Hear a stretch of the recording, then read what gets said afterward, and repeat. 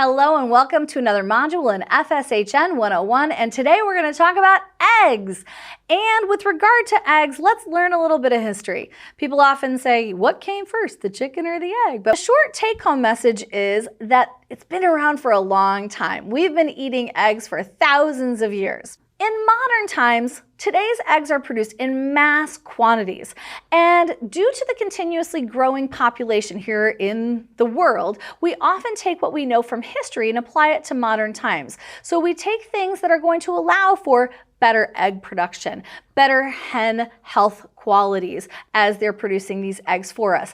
And then we can apply them to our current hatcheries and our current egg production facilities.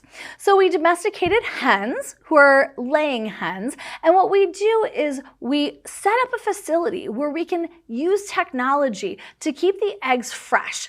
The eggs are going to be laid, they can roll down, they can be rinsed, they can be packaged, they can be refrigerated, all in a very short period of time. Breeders do still allow the males and females to mate naturally. However, oftentimes, if they're going to be mating, it's going to be for the purposes of actually breeding. You're not going to be consuming those fertilized eggs.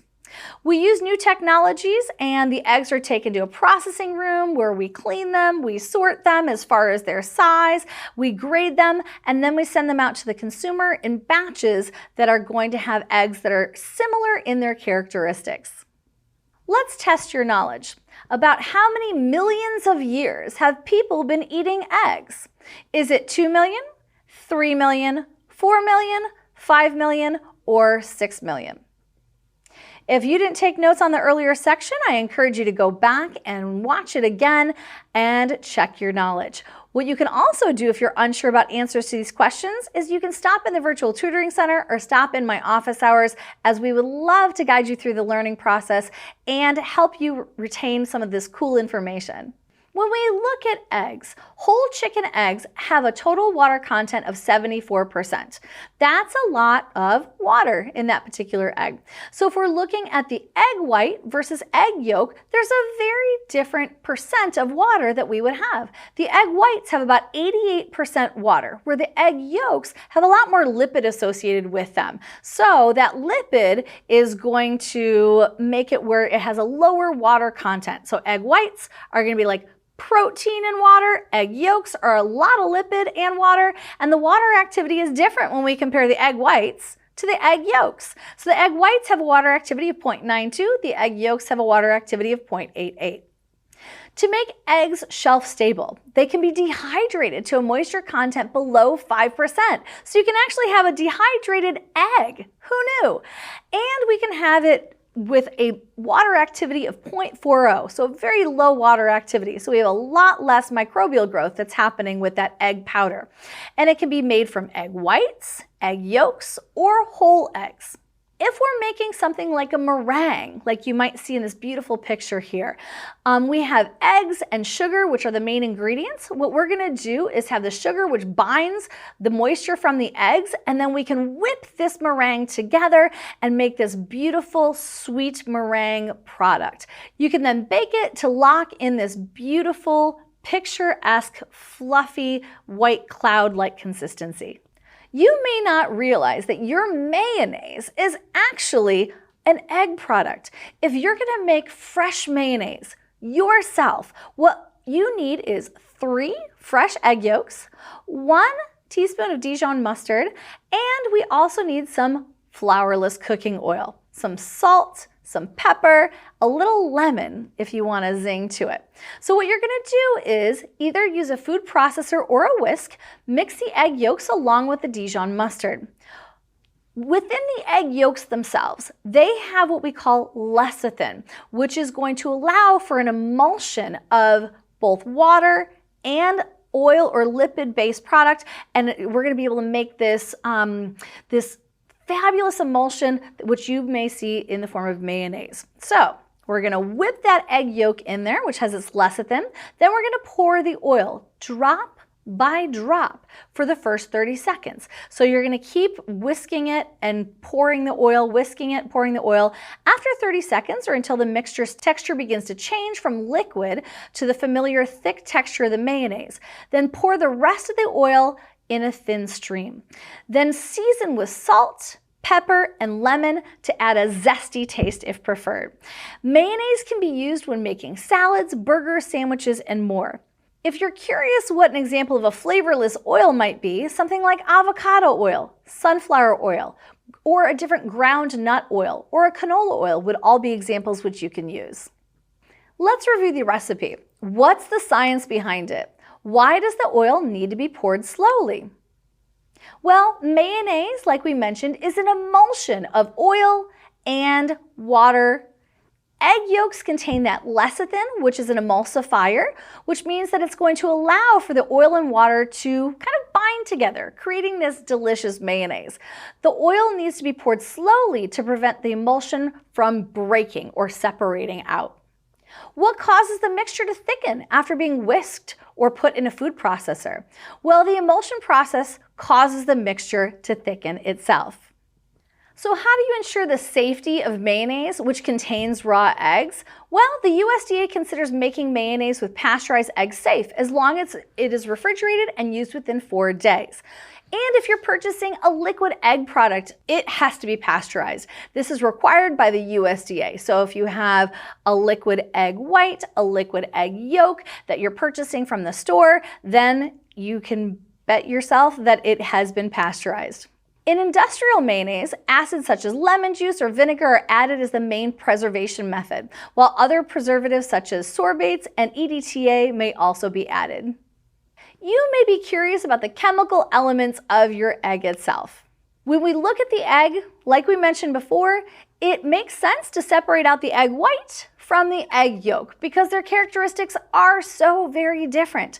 So with the egg white, it has about 88% water. Like we mentioned, the egg yolk is a much lower water content. The egg white has about 11% protein in it, where the egg yolk has 17.5% protein. This is where it gets a little more interesting. Almost all of the lipid or fat from your egg itself is going to be stored in that egg yolk. And we have a lot more minerals in that egg yolk itself, with 0.8% of the egg white being made of minerals and 2% of the egg yolk being made with minerals. Let's understand a little bit more about the chemistry. What's that composition of the egg white? Like we mentioned, nearly 90% of the egg white is water, with the rest primarily being protein. And we actually have names for these proteins, which is kind of cool. We have ovalbumin, which provides the nutrition to the chick. We have the conalbumin, which is the molecular binding and prevents the pathogenic infection within that egg itself. And we have the ovomucin, which thickens the egg white. And so we have about half of that egg white is going to be that ovalbumin. The egg yolk color, if you didn't know this, can actually be changed. You can have a yolk that is very light in color all the way to almost like a blood orange color of that egg yolk. It's due to the diet of the hen themselves. The distinguishable yellow color of the egg yolk is because of this compound that we refer to as lutein. Lutein is not necessarily an essential compound in our diet. However, we have seen some health benefits associated with its consumption. Lutein is notably found in plants, eggs, and even female ovaries.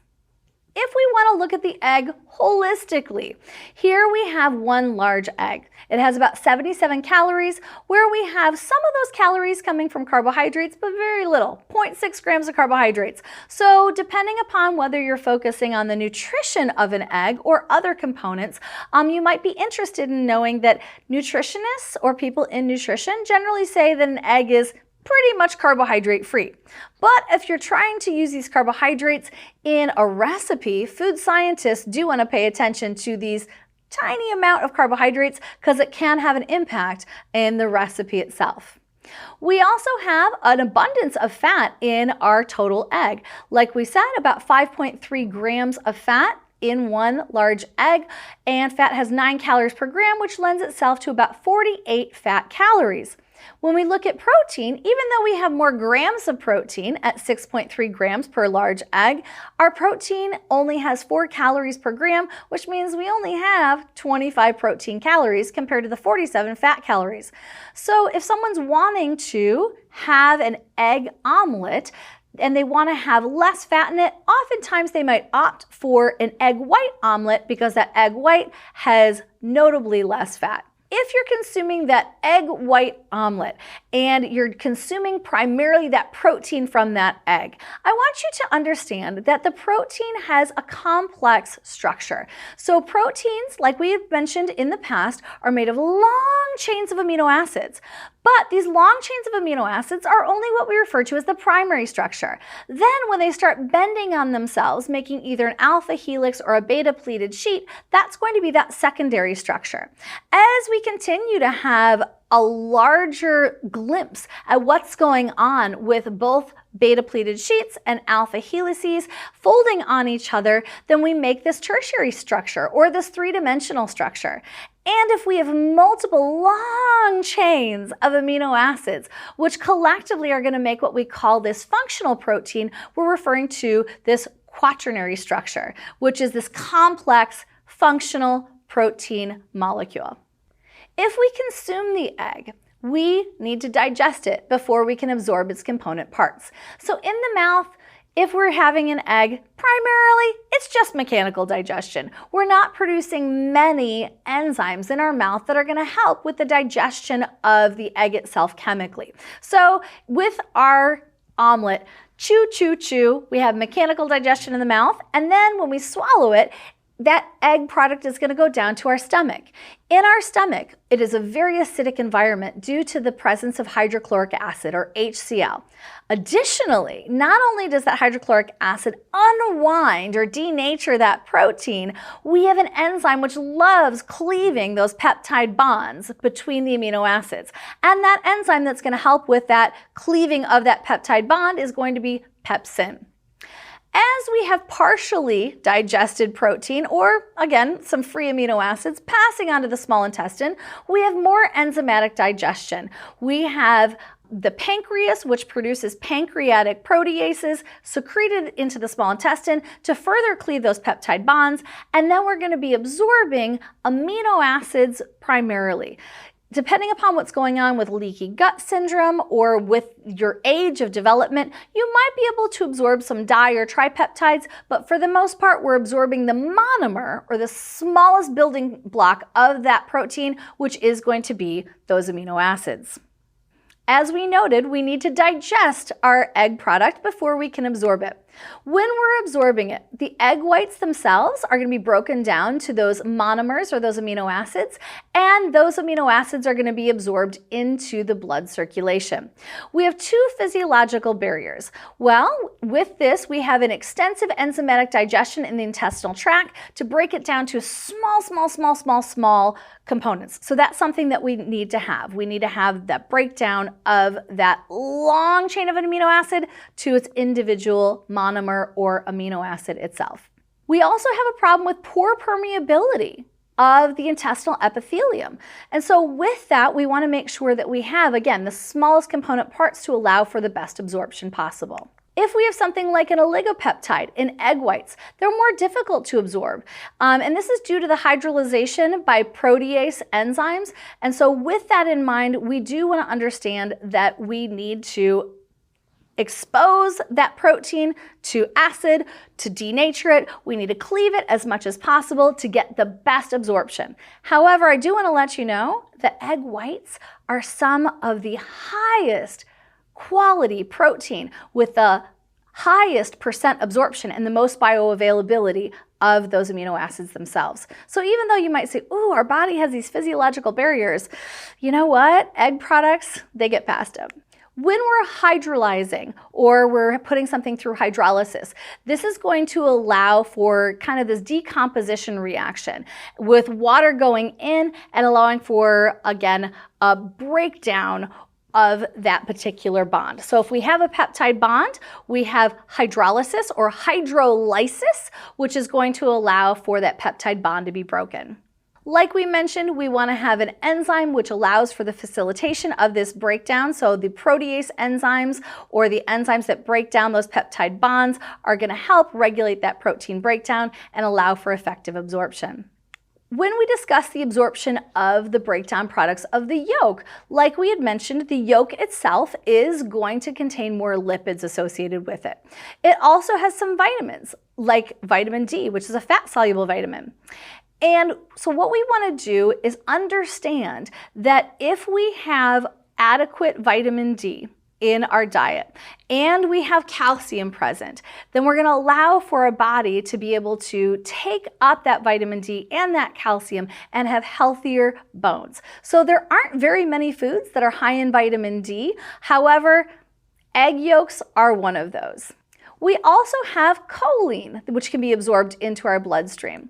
Choline is absorbed by a fetus and pregnant women, and it allows for brain development. So if you are a pregnant woman and you're wanting to make sure that we have adequate, again, vitamins as well as minerals, then we want to make sure that we can consider having egg yolk as a component of our diet. Within the egg yolk itself, we also have some saturated fats. And even though saturated fats are not essential to our diet itself for health and well-being, our bodies can absorb saturated fats, and we're going to absorb them as their breakdown products. We're going to take the triglyceride, we're going to take the phospholipids, we're going to break down the triglyceride to the glycerol and 3 fatty acids, and we can absorb those. With regard to the saturated fats, absorption requires greater portions of the small intestine than unsaturated fats. So ultimately, the saturated fats require a little more effort on our part to get into our body than those unsaturated fats. But even though we've primarily been talking about eggs as food, eggs are more than just food. In fact, eggs have been keeping people healthy for over 70 years with their role in the creation of egg-based influenza vaccines. The CDC, or the Center for Disease Control, or WHO, or the World Health Organization, helps provide vaccine companies with candidate vaccine viruses. And again, we actually have components within eggs that are going to allow us to do more research as well as produce some of these vaccines. These companies inject the viruses into fertilized chicken eggs where the vaccine virus can replicate for several days, and then these viruses can either be inactivated or weakened and made into vaccines before they enter your body. You might wonder about some health implications of egg consumption. Well, there's some debate with regard to the health effects of eggs themselves. For example, the cholesterol content of eggs raises concern with regard to heart disease. The cholesterol content of many foods raises concerns with regard to heart disease. However, the cholesterol found in eggs does not have as negative an effect on blood cholesterol as the amount of trans fat or saturated fat that other people might consume from other food products. So, does this nominal amount of cholesterol in the egg yolk cause us concern, or is it something that's just distracting us from the bigger discussion of how much should we be consuming regarding our trans fats or our saturated fats? Something to think about. Other things to think about? That eggs actually provide a lot of nutrients that tend to be deficient in the Western diet, including zinc, selenium, retinol, tocopherols, which can assist in preventing degenerative processes. So even though an egg might have a little cholesterol, are there more health benefits? Another thing to consider is that biologically active compounds that are present in eggs may have the ability to prevent chronic or infectious diseases. These are things that are currently being studied in more detail, but it's something that we do want to make you aware of. Eggs, specifically the yolks, have retinoids that are present, and these help with your eye to function. So they help with neural retina processes. They more or less help the retina in your eye to do what it needs to. That's how the retinoids got their name. That's how powerful the retinoids are with regard to our health. And the protein in eggs can even assist with skeletal muscle synthesis as well as the synthesis of any protein-based item in your body. As we continue on with egg and egg-based products and their health implications, an important factor to consider is the other types of foods traditionally consumed with eggs. So if you're consuming something like a leafy green salad and you have a hard-boiled egg that you've sliced and put on top of it, that might be a fabulous complement to a healthy diet. If we think about things like cheese, butter, bacon, and you're making an omelet with all of these folded in, then you might be heightening your risk for heart disease in these particular situations. So you might want to consider maybe changing that diet up a little bit. Maybe having olive oil in the pan, cooking an egg white omelet with more greens associated with it. So even though eggs might have some benefits, consider what it is you're consuming with the eggs themselves. With a balanced diet, it's recommended that you have a maximum of 7 eggs a week, which is considered a healthy benchmark. So if you're having a 3-egg omelet every day of the week, well, you might be consuming considerably more eggs than is recommended for a healthy diet. It could be displacing other healthier foods that you could have as part of your breakfast. When you're choosing egg whites, you can do this instead of a whole egg. So again, an egg white omelet or cooking with 2 egg whites instead of 1 whole egg might be a good swap. People who suffer from diabetes or heart disease should reduce egg yolk consumption to 3 egg yolks or less per week. And the reason we want that is because it's going to be high in saturated fatty acids, and it does contain quite a bit of cholesterol. And so individuals who are struggling with diabetes and heart disease might want to decrease that egg yolk consumption. But that's not to say they can't have a healthy egg white omelet or, again, replace their egg yolk with an egg white. Additionally, risks of eggs or egg-derived dishes include contracting salmonella. So if you're having a raw egg that is not pasteurized, then that puts you at higher risk. However, if you've cooked that egg dish all the way through to the recommended 160 degrees Fahrenheit or higher, it can help defend against foodborne illness. And lastly, when cooking eggs for breakfast, egg whites and yolks should be solidified to completely protect against foodborne illness. So even if you like to have your yolks runny, just understand you might be taking a little bit of a risk as far as your health is concerned with regard to microorganisms. And speaking of microorganisms in eggs, salmonella is the most common bacteria that is found in and around those eggs. It's present inside and outside the egg itself. Salmonella can enter through the pores of a shell or stay on the outside of the shell. And you may say, well, if it stays on the outside of the shell, there's no worry. Well, let me tell you, as you're cracking the egg and opening it, pieces from that outside of the shell may enter your egg product that you're making. And the salmonella is found in the hen's ovaries and enters the eggs before the egg is formed a lot of times. So this is something that you might want to be concerned about as well. 1 in every 20,000 eggs are contaminated with salmonella. And so some tips to preventing and killing bacterial growth. One is you can have an egg product that comes to you pasteurized. So you can pick it out at the store in a carton as a pasteurized egg product. This happens because the eggs have been heated, and that temperature that it's been heated to is a safe temperature to kill those bacteria themselves. Products such as mayonnaise, meringues, eggnog, liquid egg white, all of these have been pasteurized for your safety. Eggs should be stored in the refrigerator, especially ones that you pick up from the store itself. And we want to put it in the fridge itself, not on the door. And the reason we say don't put it on the door is you're opening and closing that door, opening and closing that door, and you might have micro breaks in the shell, which allow for that bacteria to get into the egg itself and grow uncontrollably. We also don't want you to wash your eggs. There might be a protective film on the outside of your eggs. Washing can potentially remove that protective film and make your eggs even a little bit more harmful if you wash them and then put them back in the refrigerator. So if we're washing them, like I noted, this protective mineral coating on the eggshell might be removed in part by you doing that, increasing the likelihood that some of these salmonella can go in through the pores of the shell and causing more problems than you might think you're preventing.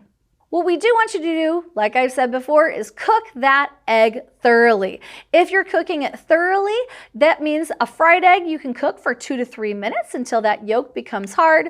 Poached eggs, cook 5 minutes in boiling water. And if we have egg mixtures like cakes, quiches, casseroles, cook until the internal temperature is 160 degrees. As we continue to learn about microbial activity in egg products, we have a situation where some people want to drink liquid egg.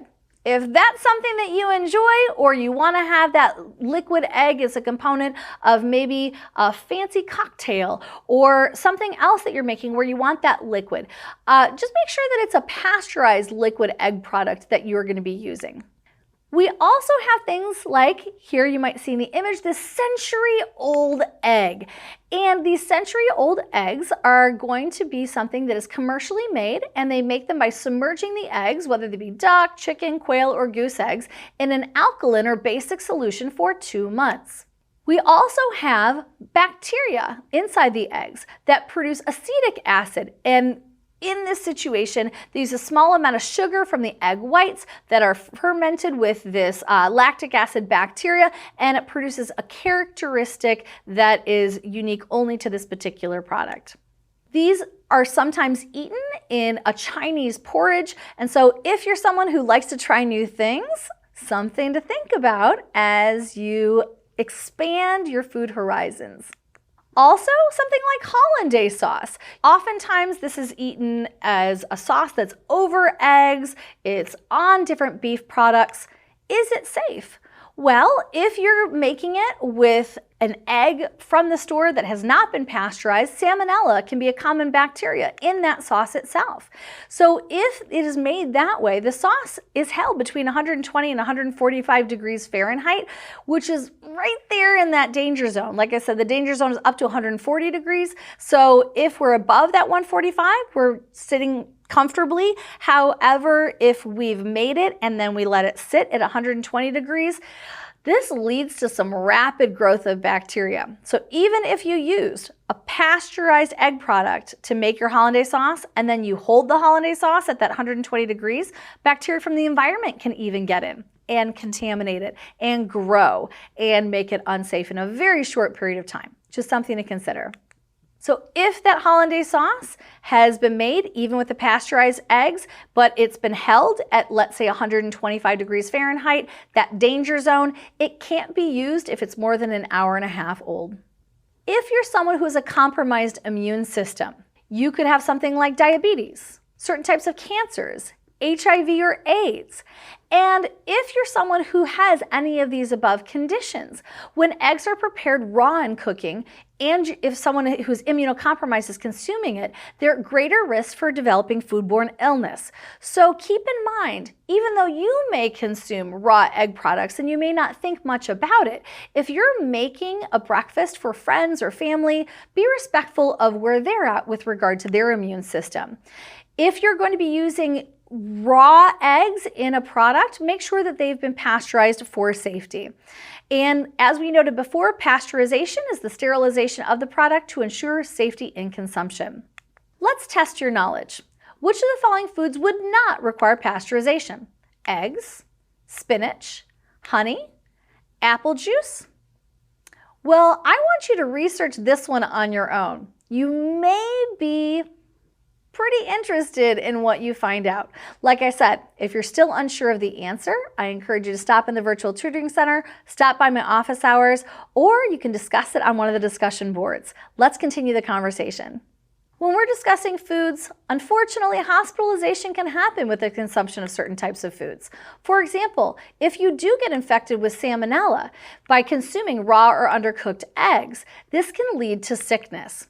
In fact, 26,000 or more hospitalizations are caused by the ingestion of salmonella. The salmonella bacteria gets into the small intestine, reproduces, producing toxins into the body itself and causing this overgrowth of bacteria in the intestine, which can essentially cause all sorts of problems: vomiting, diarrhea, fever, chills, even death. If you have a standard preparation process where you're cooking the eggs to the proper temperature, this shouldn't be a problem for you. If you're cooking the eggs to a proper temperature, then it's going to make sure that it kills off all the salmonella bacteria. What we also want to make sure is that we're avoiding cross-contamination. We want to make sure if we're whisking these eggs, if we're stirring these eggs, we don't have something like a salad or fresh fruits sitting right next to those eggs themselves. If you're preparing eggs and you think that you might have micro splatter of the egg product itself, make sure you're preparing it only around other foods that you would be cooking, or make sure that you cover up any raw or ready to eat foods. If you're preparing, you also don't want to touch the eggs with your raw hand and then touch something else that's ready to eat. You want to make sure that any time that you get like the raw egg product on your hands, on utensils, on the countertop, that it's cleaned, it's sanitized before we have the introduction of something that might be ready to eat. There are lots of new products on the market. Today, someone can find a variety of egg substitutes. This is due to the overall convenience of these products as well as the increase in salmonella cases nationally and worldwide. We have things like scramblers, which are new innovative play on the breakfast bar with a longer lasting shelf life, like beef jerky. These scramblers are created by Matt Tolnick, who is working with Chew and deliciously different companies in the beef jerky and shelf-stable markets. So he created this omelet bar. And with this omelet bar, it's something that's easy to eat kind of on the go. It's fast, it's relatively healthy, it's keto-friendly, and families and children alike might enjoy it.